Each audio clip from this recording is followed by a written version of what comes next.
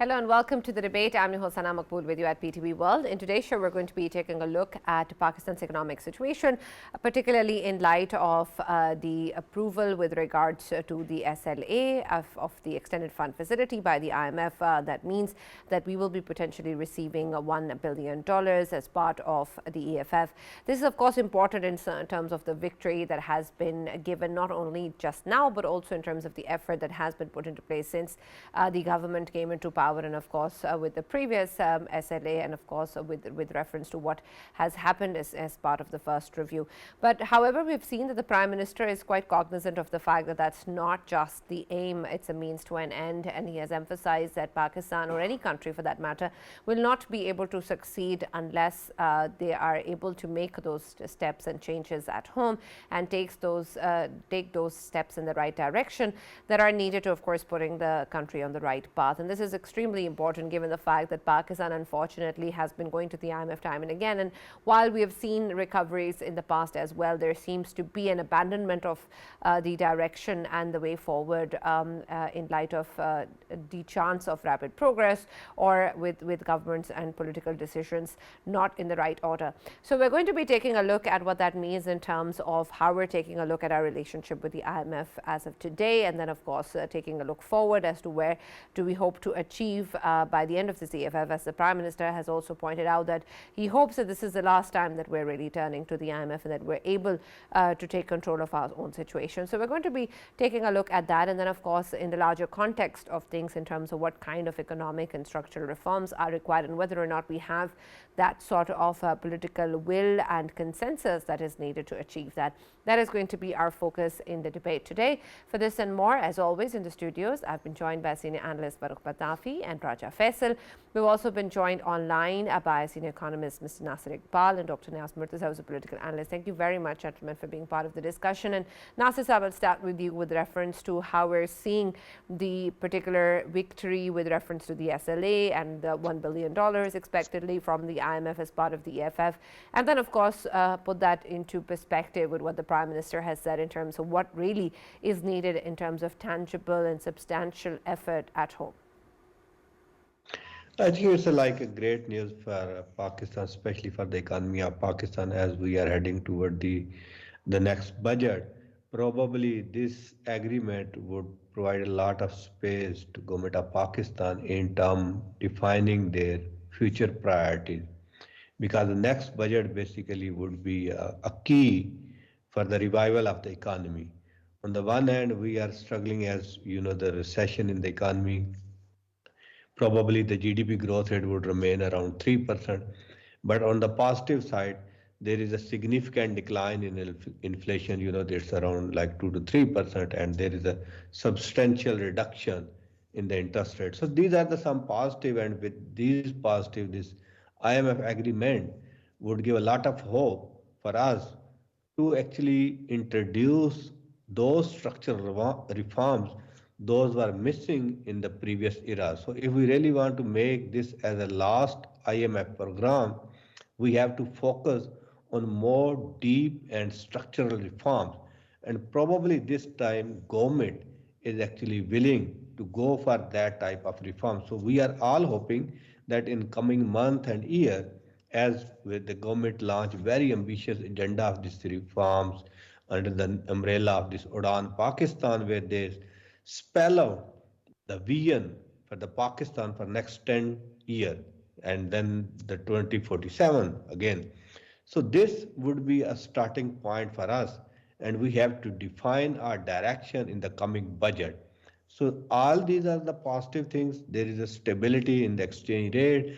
There is a significant space from the oil prices as well. So we have to channelize these dividend into a more applied and more kind of structural reforms. Until unless we go for that big challenges, we might end up with the same fate as we have in the previous program. So this would be a defining moment for government of Pakistan as well as the other stakeholders, that we all sit together, we chalk out a framework that really based on these fundamental achievements that we have in the last 1.5 years.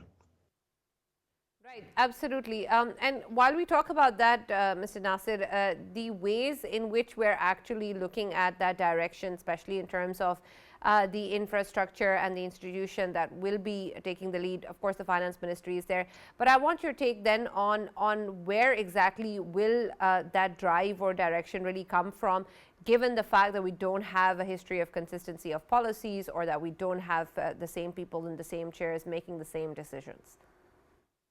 Probably in the last 3 to 4 decades, it was our choice we should go for reforms or not. But this time, this is not a choice. It is a compulsion for us to go for reforms because there is no alternative. Look at the export in the last 7 decades. We didn't grow in that way that other countries show exponential growth. We failed. Look at the transformation in your public sector. We didn't reform our public sector. Look at the other sectors like the agriculture sector, even the human skill and the human capital as well. All these were the sector where we were lagging. But this would the moment it will be pushed by all these factors where we were struggling.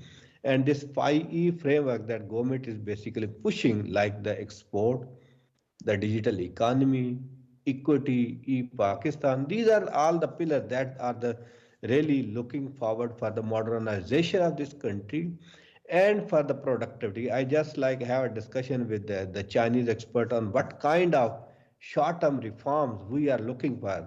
I highlighted that one of the key challenge for us is the factor productivity. The productivity are the resources. So first we have to invest on the productivity or resources where we can like maximize their benefit.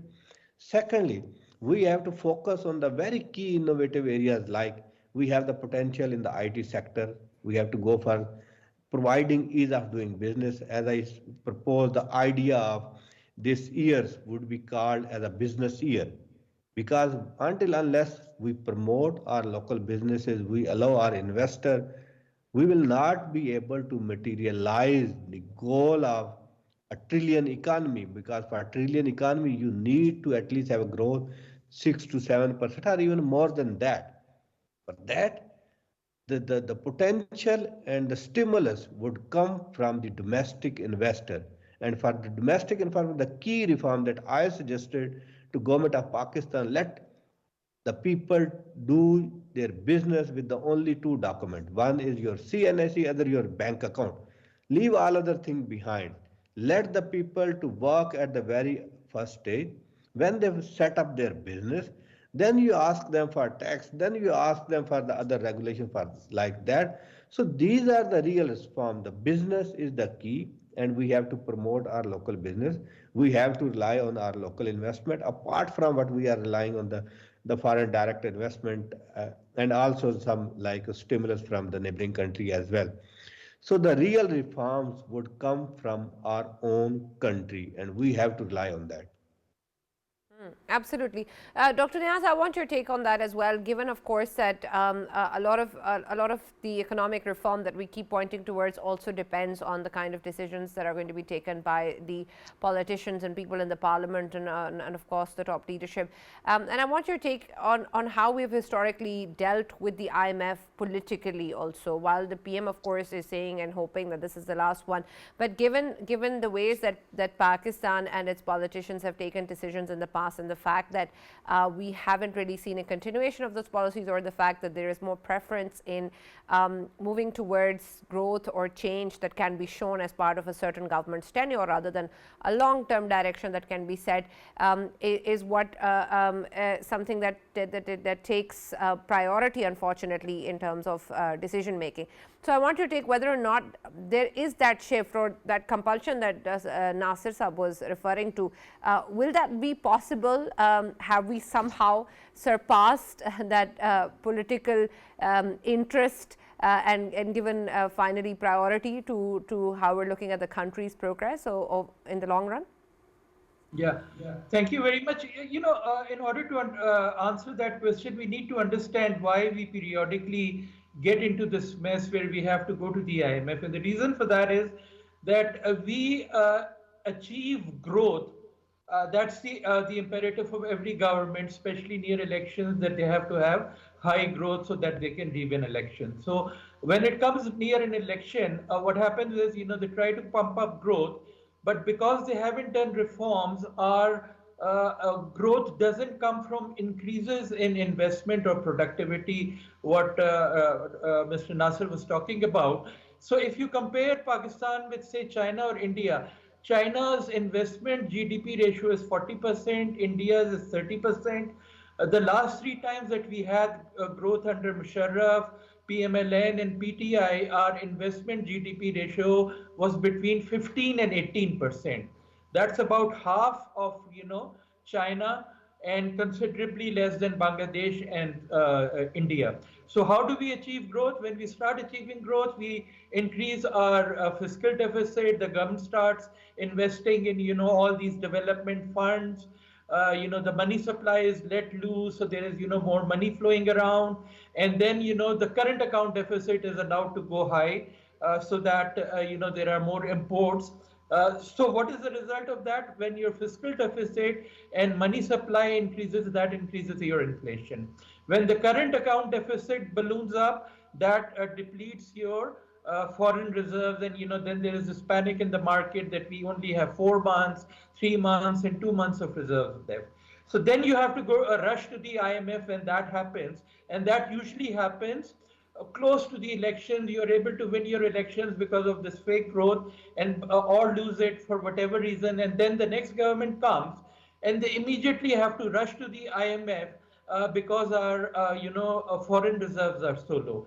IMF takes a look at the situation and they say your fiscal deficit is too high, your money supply is too loose, and your current deficit is too high. So how do you bring all those things into control? You have to, massively depreciate your currency. You have to increase your interest rates. You have to cut your development expenditure. So, there's a massive contraction of the economy to control your current account deficit and your fiscal deficit. And the result is that, growth disappears, jobs are lost, inflation comes down, the currency becomes stable as it has become now. But in all this process, it's like having an operation.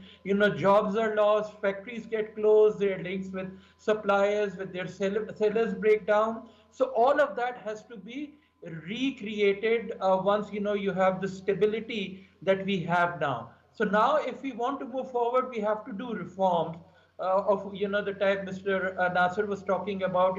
But reforms is just one side of the coin. It means removing those things which are bad, like your state enterprises, reforms, your power sector reforms, and all that has to be done. But beyond that, you also have to create something new, something creative, which helps you in upgrading your economy, new industrial sectors, new export possibilities. So there's two tasks.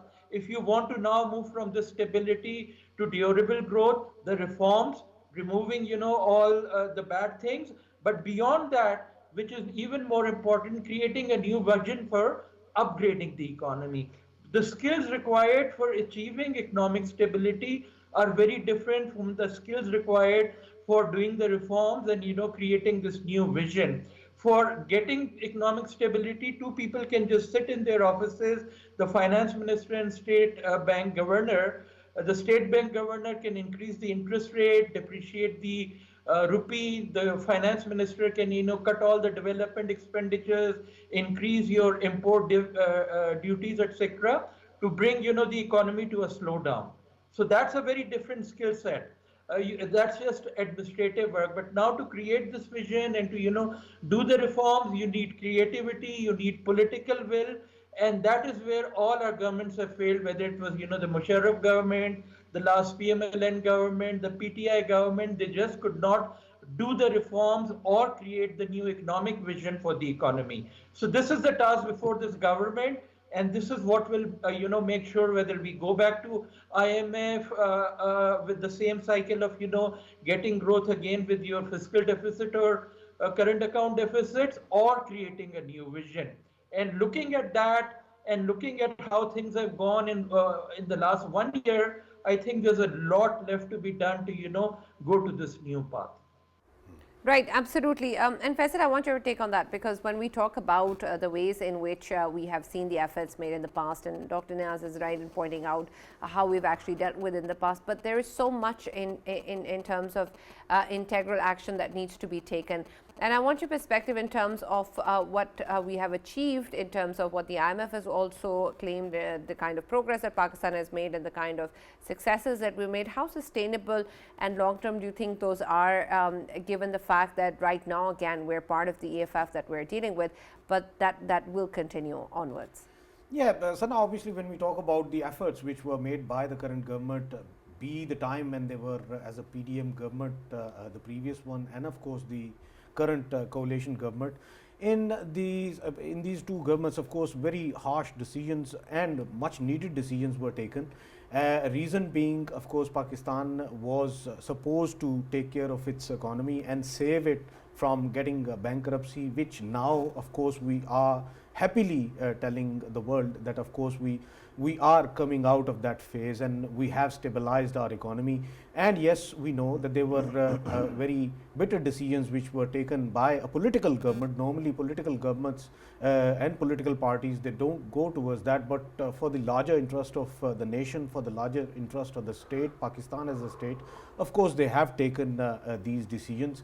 And looking at the current sort of observation, how IMF looks at it and how IMF sees that the recommendations they were coming up with for the government, they have been followed by the government itself.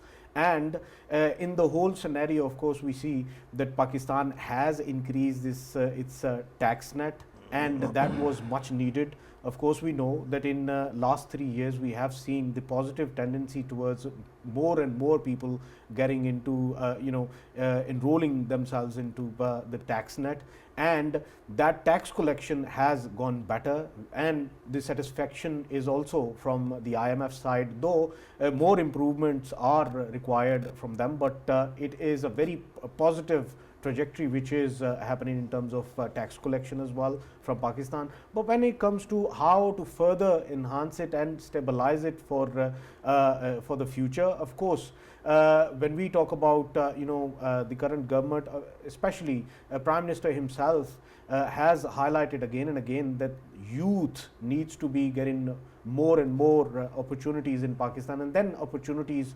can only be, of course, created by creating an environment in which the not only the foreign direct investments FDI, but the domestic investors can be attracted towards investing in Pakistan as well, rather than docking their money in some bank or something. They can simply make them money available for becoming part of the economy in terms of investments in different sectors, and sectors that are of course job creating sectors, that can enhance our domestic production as well, because if we have domestic production, it would not only become a factor that can be a very positive factor for exports as well, but at the same time it would be, of course, making our economy run smooth and faster. The more the economy is running smooth and faster in our economic atmosphere, then that would be better for economy in terms of generating more and more taxes, and that's how we should progress. And Sana, I want to highlight that we shouldn't be forgetting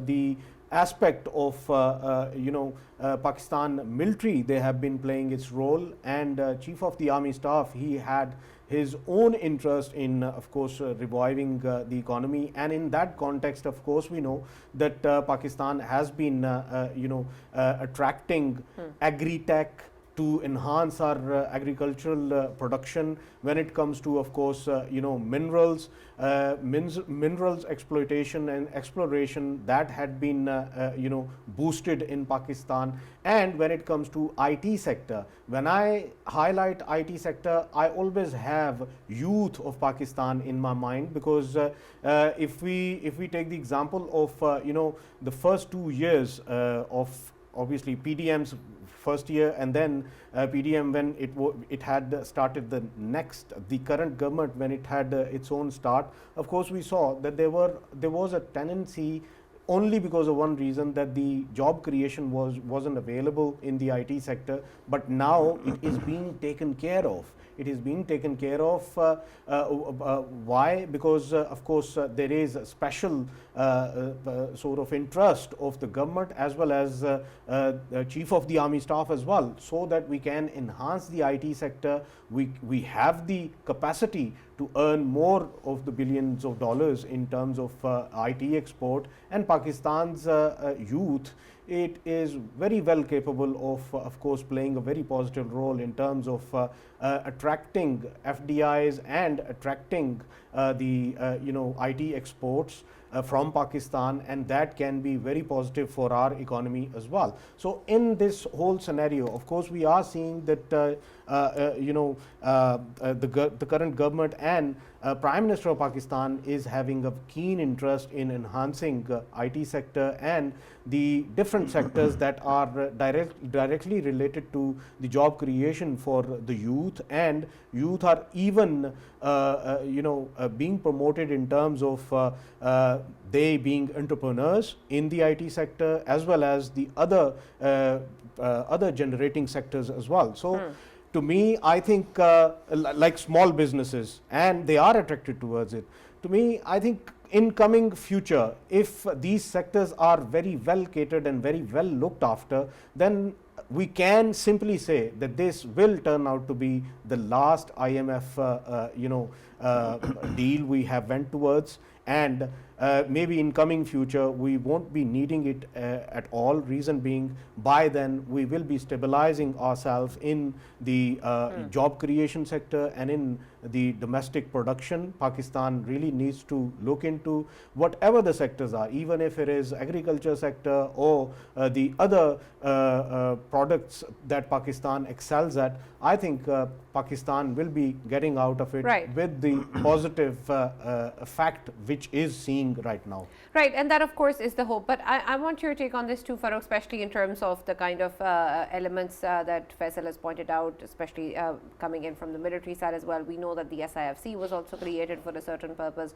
We know that the finance ministry already exists. We know there's an economic affairs division. We know there's the state, there's the provincial governments, and so many entities that are trying to deal with the economy and of course bring it to the right path. And then there's of course a lot of efforts being made in terms of different kinds of tech areas and development moving forward as the evolution is taking place globally. But I want your take on whether there's a coordinated approach in ensuring that we have a vision set in place as to where we're headed in terms of what we're trying to really achieve, what is the goal for Pakistan, and then how these different elements actually fit into that, because there is a lot going on. But are these efforts complementing each other or running in parallel? Right, Sana, I think my compliments to you for this question. But just right off the bat, let me say the problem is usually when it comes to Pakistan, it is not of vision, it is basically of courage. And I'm going to actually qualify that later. But before that, I want to, appreciate the government for two things. Number one, this IMF, SLA that has been approved. It is important because Pakistan has repeatedly joined the bandwagon, IMF bandwagon. But our biggest problem has been that at first stop, we dismount. If we are not thrown off, of the vehicle very soon. And regarding the second thing, in the middle of May, Pakistan is hosting business, forum with EU. So that is also great news, especially because, FDI was mentioned. So, but there is going to be some business interest as well. But why do I say our biggest problem is courage, Sana? Because when it comes to Pakistan, you have to understand what is perpetually harming us, constantly harming us. It is lack of complexity. Lack of complexity on the part of business leaders in this country. And why do we not have complexity? Why is it that we keep on handling only basic stuff at the basic elemental level, not creating the kind of compounded product or complex product like mobile phones, vehicles, computers, airplanes and whatnot, right? Because of the only one reason that Pakistan's economy is the one of elite capture. Because of elite capture, Sana, the elite that have resources ensure that there is virtually no competition. Because there is no competition, Sana, what happens is that nobody is challenged and we don't try to upgrade. And this has been happening in all sectors. Why? When you go to bureaucracy will not reform itself because again elite capture, because there is this collective desire to stay in stasis, and because of all that our economic situation keeps going from bad to worse. Our business leaders, for example, if you are a new business leader or you are a startup, what happens? You go to a bank.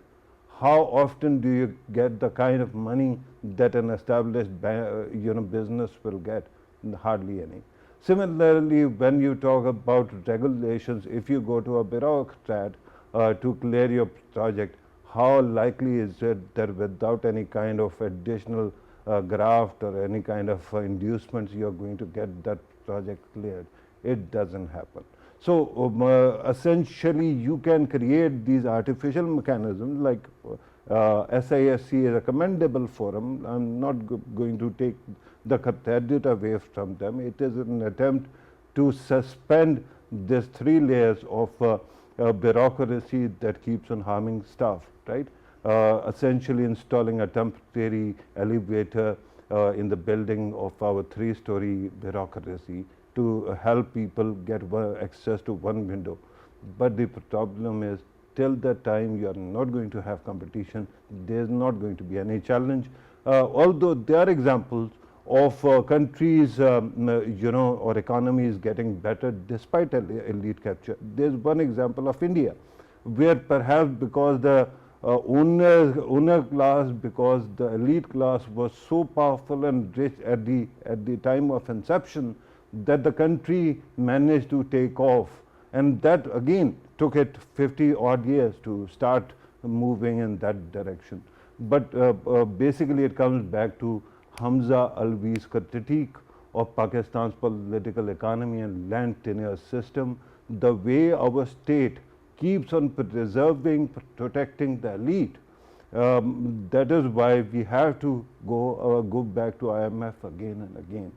The moment you have the moral courage to say that if you are elite or you are not, you are going to have the same kind of rigorous regulations, you are going to face the same kind of yardstick, that day your economy starts moving ahead, moving upwards. Remember that there are 3 examples, amazing examples before us in our neighborhood. One is China, amazingly to change this system to ensure entrepreneurship actually takes off. India, despite all the bureaucracy, they have managed to actually carve their niche. And there is one great example, that is of Iran, which is badly sanctioned. Despite that, their productivity has never gone down because there is still some element of competition. In this country, just think about our own sector. 60 channels, 70 channels, 80 channels. Who gave them license? Why is it that so many channels continue, but they have to continue on the basis of some kind of handout by the government? When they don't get it, what happens? What exactly is their business model? Why are those people who handed out these very expensive licenses to people, these channels, despite whatever monopolies might exist, why were they never subjected to any kind of accountability? The day you have this courage, economy starts moving forward. I should appreciate the Prime Minister, the Finance Minister, the finance team. They are doing an incredible job. But this mess is far bigger than their able that you or anybody's able. Right. Nasir Saab, I also want your take in terms of particularly what we have seen coming in with regards to what we're dealing with in terms of climate change and climate-induced disasters. And while that relief is there from the Rehabilitation and Sustainability Facility from the IMF, of course, it's very, very welcome. But that's a big factor when we talk about the economy and, of course, our financial situation. So I want your take on how much that will be effective in contributing towards any help on this front and the kind of measures that Pakistan needs to take in terms of needs assessment, data collection, and then, of course, initiatives that we need to put in place to prevent these situations as much as we can. I think I just started what Farrukh said, that there is a need for competition. And he rightly gave the example of three countries, China, India, and even Iran. Look at the competition that they have, and there is an equal opportunity for all. But here we have economic inequality, and that perpetuate into these crises. And we are not yet ready to surrender those economic inequalities. So that's what the Pitafi said, that we need a courage, and maybe we have to include other sectors, those created these economic inequalities, unless they are accountable to the entire system. You can't like have a competition within the country. And then coming back to what really we are looking for, I just wrote an article and highlighted a 9-point agenda. And we really have to work on that 9-point agenda if we really come out of this crisis. We are celebrating that this is the last IMF program. But how we can ensure that this is the last IMF program? I'll give you the one example. The what loan we are taking from the IMF is just we are meeting the payments that we have to pay. The debt become is productive when we have a return more than what we are paying on that. For that, we have to increase our capacity, we have to increase our productivity. And over the next 5 years should be focused on one sector, that is our export sector. For that, we have to provide all kind of instrument, starting from the ease of doing business to like whatever the requirement of, for example, the infrastructure requirement, energy requirement, whatever they are needed. Because the survival and the what we call that the last IMF program is all depends on the export, and we have to triple our export from like 30 billion to like more than 100 billion. So for that, we have to rely massively on our domestic market, and where this competition word that highlighted earlier is very important. The competition basically is provide fundamental to increase productivity, to reduce the cost of doing business, to reduce the cost of inputs, everything. And you become competitive. Look at the China, look at the Bangladesh, look at the India. They create that competition within all sectors. Look at their every industry. So even as you said, in the media industry is regulated so heavily that there is no competition despite putting a lot of money from the government. If there is no funding from the government, half of the media outlets would die very soon, and we are just giving them some sort of support. So that's what are the corrective measures we really have to put into the ground, and the will that already highlighted is the key part. Though the government is taking a very harsh decision, but for the sustainability of that decision, because as Niaz have said that when there is a election cycle, you forget everything. Then you start pumping money in the market through various initiatives like the social protection, so many other things. That again push you back to the fiscal deficit and the other crises that we have. And then, after 3 years, when we end up with this IMF program, probably we have to create a new cycle with the IMF. Because to me, why that is important, because that gives some sort of a stick to create a fiscal discipline. And if we don't have that stick, maybe the last 2 years we can find the same kind of crisis where we have the fiscal deficit, where we have the current account deficit, everything. Look at the past example. First 3 years would be very fine. We can manage some sort of fiscal deficit. But last 2 years when there is election cycle, of course this is a political economy, you can't avoid that. But due to the weak institution, we have to create a mechanism where we can actually restrict government to some extent that they can follow the basic principle. That's why there is a discussion whether we need a discretionary kind of fiscal policy or we need a rule-based of fiscal policy. Though we have to some extent rules, but we didn't follow that. So these kind of disciplines are very important, and these disciplines basically give a hope to private investor. And our success, if for me is only one sector, that is your private sector. And we have to give them the confidence, we have to support them not through the incentive, through the ease of doing business. There is a difference. We try to provide subsidy through the public exchequer, but that's not a right way. The incentive for this sector is ease of doing business. We let them to do work.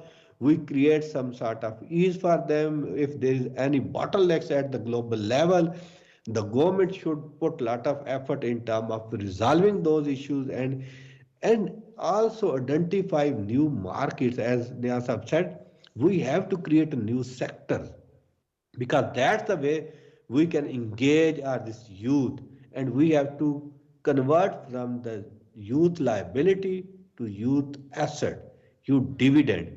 Otherwise, currently our population is liability rather than the asset or the productive asset or some kind of contribution. Absolutely, and I'm glad, Nasir Sahab, you spoke about this because I wanted to discuss this further. Dr. Niaz, when we talk about changing youth liability to youth asset, of course, there is that training aspect and capacity building that the Prime Minister has also referred to, and of course, he's recently also launched the Digital Youth Hub, and it's important, of course, in terms of investing in our youth and preparing them for the future, particularly emphasizing on things like AI and data science, and then moving on from there. But I want your take on how much will that be effective when we don't have enabling environments in place for those youth to actually succeed?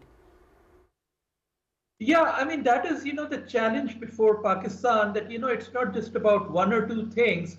There is such a huge backlog of, reforms not being done in every sector, whether it's health, education, training, exports, that normally, no country should, try to do too much things at the same time. But because of the backlog, there's at least a critical mass that you have to create. One, as I said, two sides of the coin, removing the bad and then creating the good, the two sides of the coin. So for removing the bad, it's not just about, the Ministry of Finance. Everybody looks at the finance minister, but, that's just one part of the picture. His job will only be to, balance the books of the government. But then to, remove the bad, you need, other ministries. So four key areas of removing the bad, taxation reform. So you have your new office of, tax policy, bureaucracy reform under the Prime Minister's office. Then your, state enterprises, privatization commission, although its remit should be more than just privatization, because there are other ways of dealing with your, state enterprises. And then finally, your power sector is bleeding. So these 4 or 5 areas, with each of these ministries or units, and then, you go to creating something good, especially, exports, as Mr. Nasir said. So there, your other economic ministries like your commerce ministry, your industry ministry, your board of investment, IT, and then, your agriculture sector is so big. So the provincial agricultural ministries, all of them have to be, equipped with professional people if you want to make this change. If you look at, India in 1991, this is what happened. The Gandhi family stayed back. They did not become prime minister. They appointed a competent cabinet, Mr. Narasimha Rao and then Mr. Manmohan Singh, and then they had other people in all these ministries. So that's what you have to create, a competent, a team, because, your good outcomes come from, strong strategies. Strong strategies come from, strong teams. So this is what has to be created, these economic ministries that I've spoken about, and then the social sector and the environmental, because as you spoke about, we have this known for, climate change. So your social sector ministry, your climate change ministries, at least these 10 to 12 ministries and units have to be, equipped with professionals who have, dynamism, new ideas, and they can all come together to, bring the change. Absolutely. Thank you very much, Dr. Niaz Murtaza, for joining us. And thank you, Mr. Nasir Iqbal, for being part of the debate. Thank you, Farrukh, and thank you, Faisal, for being part of the discussion as well. That's all that we have time for. We'll now see you tomorrow.